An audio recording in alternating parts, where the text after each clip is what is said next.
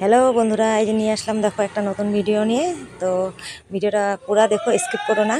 তো এইদিকে আমি দেখো চুল স্টার্ট করে নিচ্ছি। তো যাব, একটা রিসেপশন পার্টি আছে। তো আমাদের পাশের বাড়ি।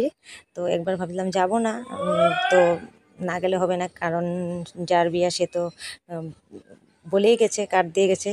আর তার মা, তার বোন, চারজন এসে বলে গেছে যেতেই হবে, না গেলে হবে না, একদম পাশের বাড়ি, তার জন্য তো না গেলেও হয় না।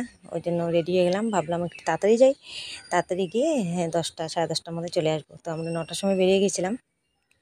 তো মেয়েকে এদিকে বলছি, মেয়ের একদম পড়া হচ্ছে না, তার জন্য ভাবলাম যাব না।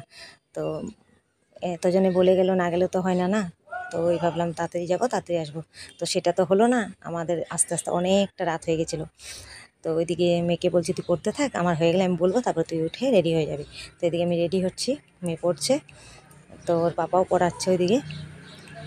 তো আমি রেডি হয়ে যাচ্ছি, দেখো আমি রেডি পুরা।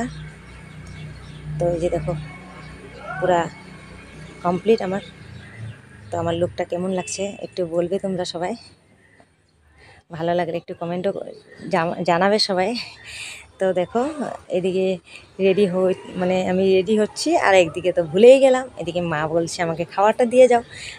আমার মাথাতে কেমনে বেরিয়ে গেল যে আমি প্রথমে ভাবছিলাম রেডি হওয়ার আগে আমি মাকে খাওয়াটা দিয়ে দেবো। তো একদম ভুলে গেছি, মা যখন বলেছে আমাকে খাওয়াটা দিয়ে যাও, তারপরে মনে পড়ছে আমি তো মাকে খাওয়াটা দিতে ভুলে গেছি।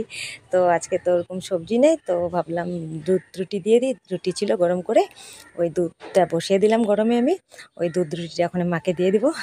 আমার নিজেরই হাসি উঠছিল, আমি কেমনে ভুলে গেলাম। মানে আগে তো মনে ছিল যে রেডি হওয়ার আগে মাকে আমি খাবারটা দিয়ে তারপর রেডি হব। তারপরে যখন রেডি হয়ে যাব, 9টা বেজে গেছে, তারপরে মা বলছে খাওয়াটা দিয়ে যাও। তারপরে ওই যে মার জন্য আমি খাওয়াটা নিয়ে যাব। তো তোমাদের ভিডিওটা কেমন লাগলো বলবে। নেক্সট বিয়েবাড়ি যাওয়ার ভিডিওটা নেক্সট ভিডিওতে দেখতে পাবে। তো আজকের জন্য এখানেই থাক, টাটা।